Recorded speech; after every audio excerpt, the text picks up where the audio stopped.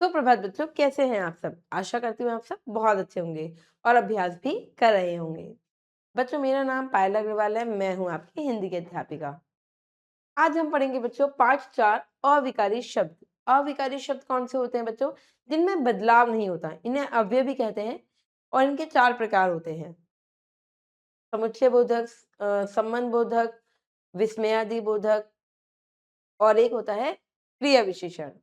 चलिए आइए इनको अच्छे से समझते हैं, पढ़ते हैं, पाठ के माध्यम से भरते हैं पाठ की ओर। पाठ 4 अविकारी शब्द। क्रिया विशेषण, संबंध बोधक, समुच्चय बोधक और विस्मयादि बोधक। विषय प्रवेश।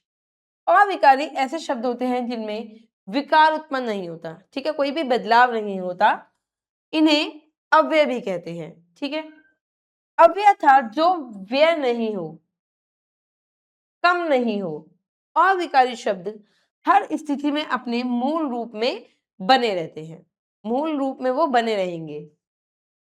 जिन शब्दों के रूप में लिंग, वचन, कारक, पुरुष और काल के कारण कोई बदलाव नहीं होता, उन्हें अविकारी शब्द कहते हैं। अपने मूल रूप में होते हैं क्योंकि, ठीक है। जैसे अब, कब, क्यों, पर, में, बहुत, अधिक, कम, हाँ, नहीं आदि। ये सब लिंग आ जाए, वचन आ जाए, ये एक जैसे रहेंगे। ठीक है। अविकारी शब्द मूलतः 4 प्रकार के होते हैं: क्रिया विशेषण, समुच्चय बोधक, विस्मयादि बोधक और संबंध बोधक। ठीक है। चलिए, मौखिक अभिव्यक्ति है बच्चों। अव्ययी शब्दों की पृष्ठभूमि का ज्ञान, पठन और वाचन कौशल। विषय विश्लेषण। अविकारी शब्द जैसे होते हैं वैसे ही रहते हैं, बदलाव नहीं होता इनमें। ठीक है, ये जैसे हैं ऐसे ही रहेंगे, इनमें कोई परिवर्तन नहीं होता। जो शब्द लिंग, वचन, कारक, पुरुष और काल के कारण नहीं बदलते वह अविकारी शब्द कहलाते हैं। ठीक है। अविकारी शब्द के भेद होते हैं: क्रिया विशेषण, संबंध बोधक, समुच्चय बोधक और विस्मयादि बोधक। क्रिया विशेषण है बच्चों वे शब्द जो क्रिया की विशेषता प्रकट करते हो। क्रिया विशेषण क्रिया की विशेषता प्रकट करते हो, उन्हें क्रिया विशेषण कहते हैं। जैसे जब, जहां, जैसे, जितना, आजकल, अब आदि। ठीक है। देखिए, क्रिया विशेषण के 4 भेद होते हैं: कालवाचक क्रिया विशेषण, स्थानवाचक क्रिया विशेषण, परिमाणवाचक विशेषण और रीतिवाचक क्रिया विशेषण। ठीक है। देखिए, कालवाचक क्रिया विशेषण। काल मतलब समय। जिन शब्दों से जिससे क्रिया के करने या होने के समय का बोध होता है, ठीक है, वह कालवाचक क्रिया विशेषण कहलाता है। जैसे परसों मंगलवार है, आपको अभी जाना चाहिए। पता चल रहा है आपके समय के परसों मंगलवार है, आपको भी जाना चाहिए। यहां पर जाने के समय का पता चल रहा है, इससे यह कालवाचक क्रिया विशेषण है। ठीक है, समय का बोध हो रहा है इसमें।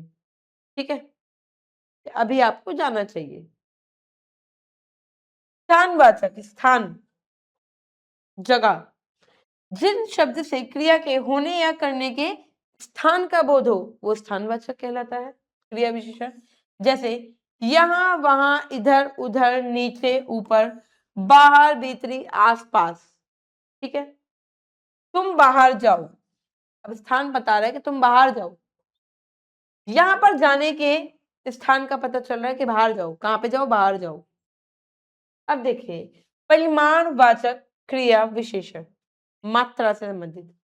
जिन शब्दों से क्रिया के परिमाण या मात्रा से संबंधित विशेषता का पता चलता है उसे परिमाणवाचक विशेषण कहते हैं। जैसे वह दूध बहुत पीता है, मात्रा बता रहा है, बहुत पीता है या कम पीता है? बहुत पीता है, परिमाणवाचक है। ठीक है। यहां पर दूध परिमाण बहुत का बोध हो रहा है। वह थोड़ा ही चल सकी, वह थोड़ा बता रहा है, मतलब परिमाण बता रहा है कि थोड़ा चल सकी। यहां पर चलने की मात्रा का पता चल रहा है। रीतिवाचक बच्चों, रीतिवाचक जिससे क्रिया के होने या करने के ढंग का पता चलता है। क्रिया के होने या करने का ढंग, ढंग कैसा है? रीतिवाचक विशेषण कहलाता है। जैसे सहसा बम फट गया, सहसा रीति बता रहा है कैसा बम फट गया, सहसा बम फट गया। यहाँ पर बम फटने का ढंग सहसा पता चल रहा है, ठीक है।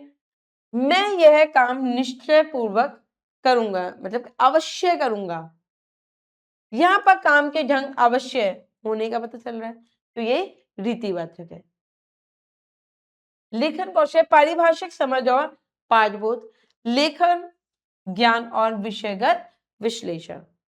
देखिए संबंध बोधक, संबंध इसके तो नाम से स्पष्ट हो रहा है। संबंध जो शब्द वाक्यों में संज्ञा सर्वनाम का संबंध एक दूसरे के साथ संबंध बताते हैं, उन्हें हम संबंध बोधक कहा जाता है। ये संज्ञा या सर्वनाम के बाद प्रयुक्त होते हैं और इनके साथ किसी न किसी प्रत्यय का प्रयोग भी किया जाता है, जैसे के ऊपर, के बजाय, की अपेक्षा, के पास, के आगे, की और आदि। ठीक है, ये संबंध है। रोहन के पीछे पुलिस पड़ी है, किसके पीछे? रोहन के पीछे। ठीक है, क्या ये संबंध है? पर यहां पर के पीछे का प्रयोग किया गया है। ठीक है बच्चों, देखिए समुच्चय बोधक जो अविकारी शब्द दो शब्दों, दो वाक्यों अथवा दो वाक्य खंडों को जोड़ते हैं, जो जोड़ते हैं एक दूसरे को, वाक्य को, उन्हें समुच्चय बोधक कहते हैं। जैसे और, तथा, मगर, परंतु, किंतु, इसलिए, इस कारण, अतः, क्योंकि, ताकि, या अथवा, चाहे। तो जब वाक्य बनते हैं और ऐसे शब्द लग जाते हैं तो कौन से कहलाते हैं? समुच्चय बोधक कहलाते हैं वो। ठीक है बच्चों, विस्मयादि बोधक, यहाँ पे शोक, आश्चर्य, खुशी प्रकट होती है। जिन अविकारी शब्दों से हर्ष, शोक, आश्चर्य, घृणा, दुख, पीड़ा आदि का भाव प्रकट हो, उन्हें विस्मयादि बोधक अव्यय कहा जाता है। ठीक है, इसके द्वारा मनुष्य के भावों और भावनाओं का ज्ञान होता है कि वह किस अंदाज और किस तरह से मतलब किसी के बारे में बताता है। अब जैसे ओ कितना सुंदर, वाओ कितना सुंदर घर, अरे तुम अभी आए हो, अरे, है ना। ओ, हे, वाह, अरे, अति सुंदर, शाबाश, है ना।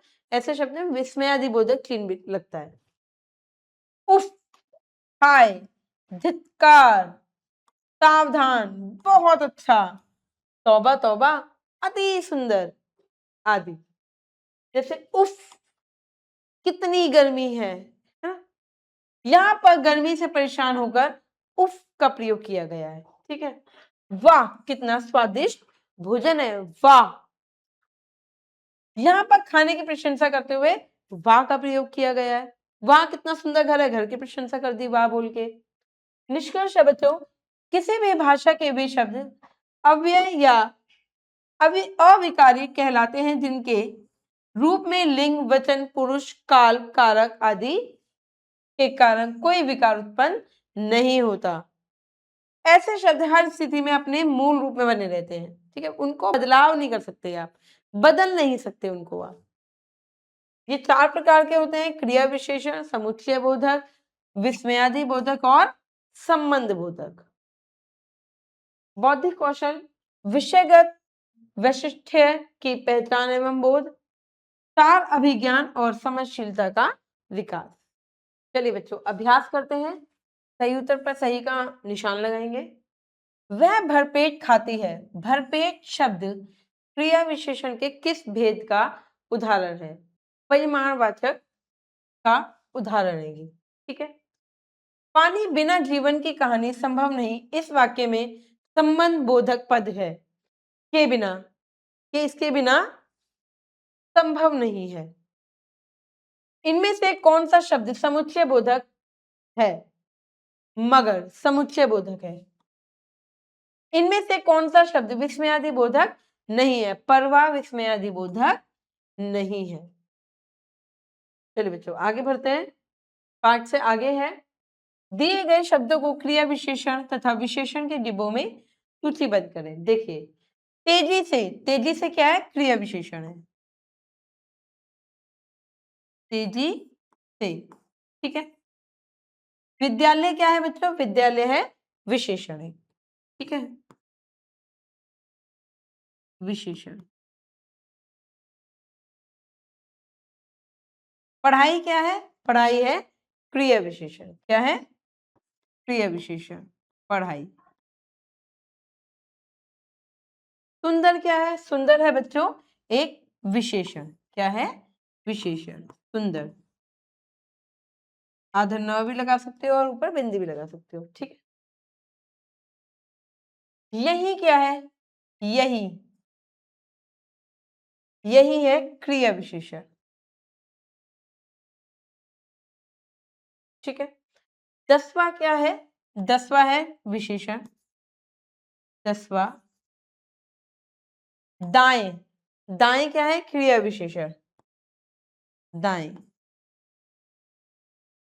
3 क्या है? विशेषण 3, ठीक है बच्चों। अब बच्चे क्या है? बच्चे बच्चों वैसे संज्ञा हो गई, ठीक है। तो ये ना क्रिया है ना ये क्रिया विशेषण है, ठीक है। और अपनापन, अपनापन क्या हो गया बच्चों? भाव हो गया। तो ये भी ना क्रिया ना क्रिया विशेषण है, भाव है ये तो, ठीक है। ये भाषा अध्ययन है बच्चों, ये आपको खुद से करना है कि संबंध बोधक शब्दों से वाक्य पूरे करने हैं आपको। जैसे सृष्टि के घर डैश मंदिर है, सृष्टि के घर के पास मंदिर है, ठीक है। या के ऊपर, अब के ऊपर तो होगा नहीं तो आपको ये यहाँ पर लगाना है, ठीक है। ये आपको खुद से करने हैं बच्चों, ये आपकी गतिविधि है, ये आपको खुद से करनी है कि इन शब्दों को उनके भावों से जोड़ना। जैसे छी छी घृणा, है ना, छी छी घृणा। अजी, अजी क्या है? संबोधन है या तो। सावधान क्या है? चेतावनी दे रहे हैं। उफ़ो, उफ़ो क्या है? अफ़सोस है। और शाबाश मतलब प्रशंसा करनी है, ठीक है। ये खोजबीन है बच्चों कि वर्ग पहले के वर्णों से समुच्चय बोधक शब्द बनाकर लिख लिए, ठीक है। यहाँ पे दिए हुए हैं, आपको बनाना है और ये लिखना है, ठीक है। जैसे आ गया ना मगर, समुच्चय बोधक मगर, ठीक है। ऐसे ही आपको और बनाने हैं और लिखने हैं, ठीक है। किंतु, देखो ये आ गया किंतु, है ना। किंतु, परंतु, ये सब आपको यहाँ पे मिल जाएंगे शब्द। चलिए, आशा करती हूँ बच्चों ये आपको अच्छे से समझ में आ गए होंगे। अब मैं मिलूंगी आपसे अगली कक्षा में। जब तक के लिए आप खुश रहिए, अपना ध्यान रखिए। धन्यवाद।